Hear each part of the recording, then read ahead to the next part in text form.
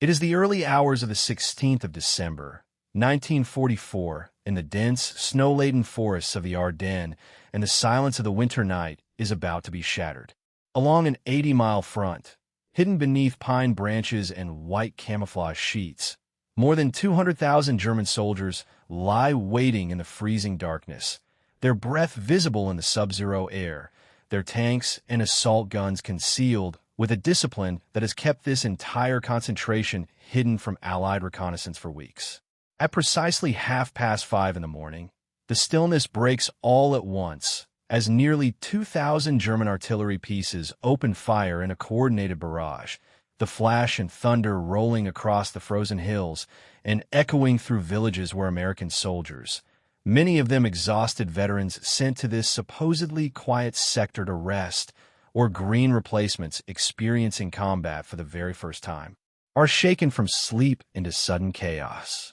Searchlights bounce their beams off low cloud cover, creating an eerie artificial moonlight that German commanders hope will illuminate the advance without exposing it to Allied aircraft grounded by the very weather Hitler has been waiting for. This is the opening of what German planners have named Wacht am Rhein, Watch on the Rhine, a deliberately deceptive title masking an operation intended not for defense, but for one final, desperate throw of the dice, an offensive that Adolf Hitler himself has designed against the advice of nearly every senior commander available to him, and that within weeks will consume itself, not through Allied strength alone, but through the very command decisions that brought it into being. Few of the frightened young Americans stumbling into their foxholes that freezing morning could have imagined that the battle beginning around them would come to be remembered as the moment Hitler's own judgment, more than any Allied general, sealed the fate of Germany's last offensive of the war.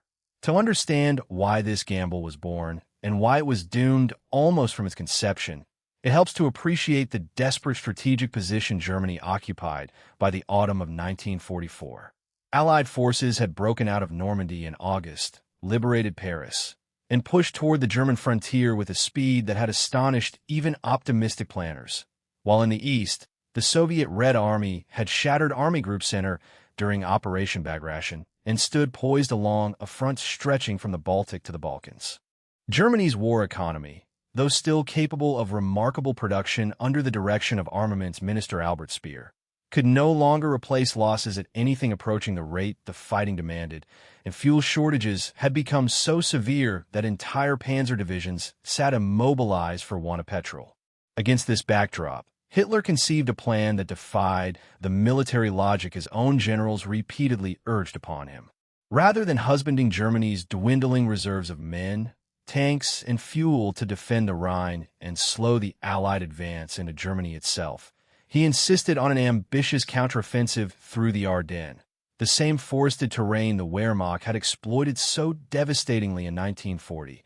aiming to split the American and British armies, recapture the vital port of Antwerp, and force a political settlement in the West that might, in his increasingly isolated strategic imagination, allow Germany to concentrate its remaining strength against the Soviets. Senior commanders, including Field Marshal Gerd von Rundstedt and General Asso von Manteuffel, privately regarded the objective of reaching Antwerp as fantastical given the fuel and armor actually available, proposing instead more limited, achievable aims. Yet Hitler rejected these so-called small solution alternatives outright, insisting on the full, ambitious plan and refusing to countenance any commander's objections, a pattern of overruling professional military judgment that had become increasingly characteristic of his direction of the war since the failed assassination attempt of July 1944 had left him even more suspicious of his own general staff.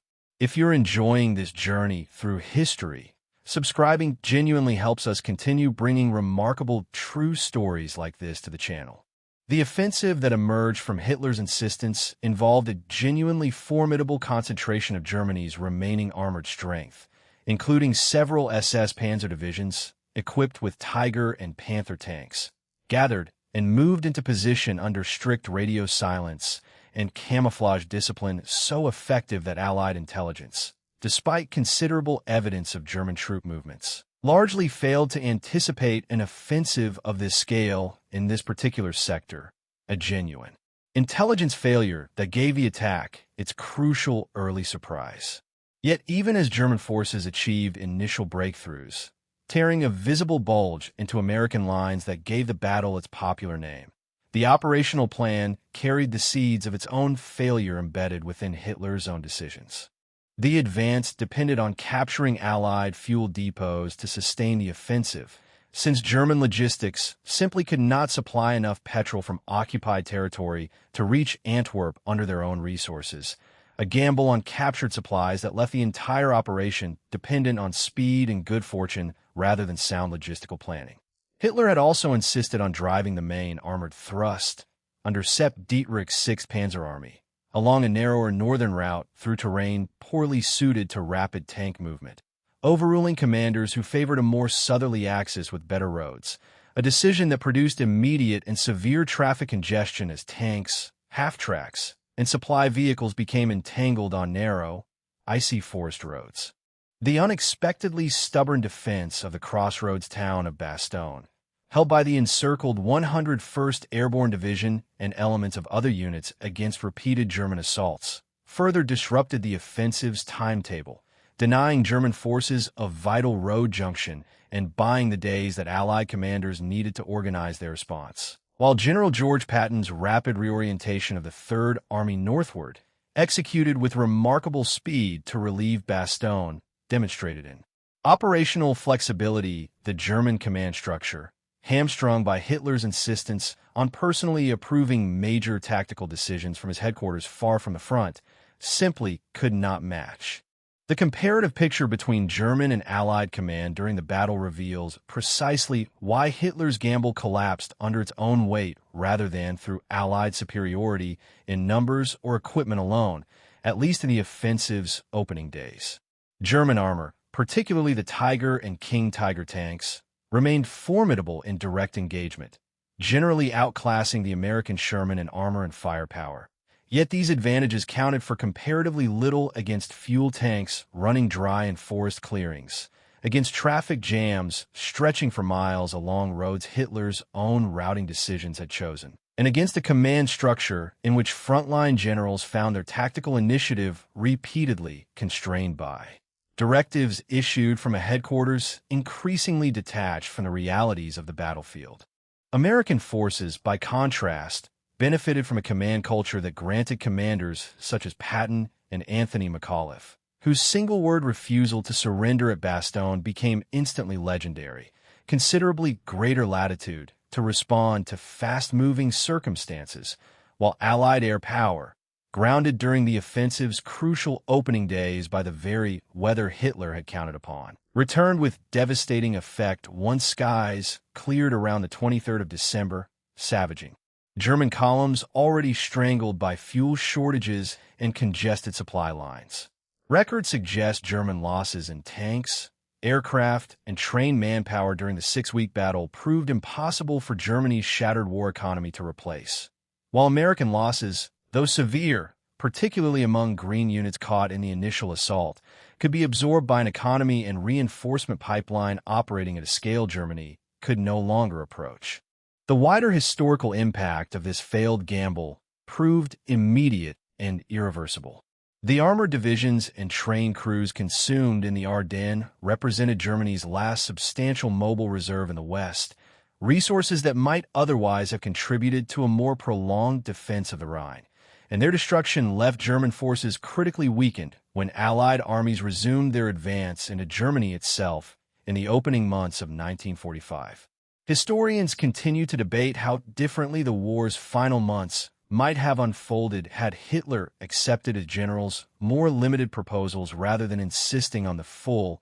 ultimately unattainable objective of Antwerp. Though the consensus among most accounts is that even a more modest offensive could only have delayed rather than reversed Germany's inevitable collapse, given the overwhelming disparity in Allied and Soviet resources by this stage of the war. The battle's lasting memory endures today through preserved sites across the Ardennes region, including the Bastogne War Museum and the memorial at Marshal. alongside surviving Sherman and Tiger tanks displayed at museums across Europe and the United States. Tangible reminders of a battle whose casualties, estimated at over 75,000 American and perhaps equally severe, though less precisely documented German losses, made it among the costliest single engagements the United States Army fought in the entire war. Return, for a moment, to that frozen forest before dawn on the 16th of December, to the sudden thunder of nearly 2,000 guns breaking the silence,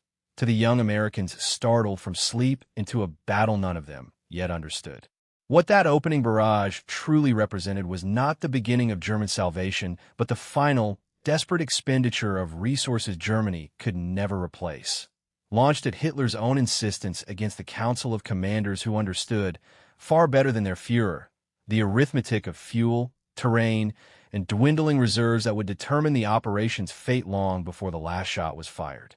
The tanks that broke so dramatically into American lines that December morning were, in the truest sense, spending Germany's future to purchase a gamble that never had genuine odds of success, driven forward not by sound military calculation, but by the singular will of a man increasingly detached from the realities his own generals confronted daily. Bastogne held. Patton turned his army north with extraordinary speed, and the skies, once they cleared, delivered exactly the punishment German fuel shortages and traffic-choked roads had already made almost inevitable. Hitler's last gamble in the West was not defeated by Allied strength alone, formidable though that strength was, but by the accumulated weight of his own command decisions. Decisions that squandered Germany's last mobile reserves on an objective his own generals had told him, from the very beginning, could not be reached.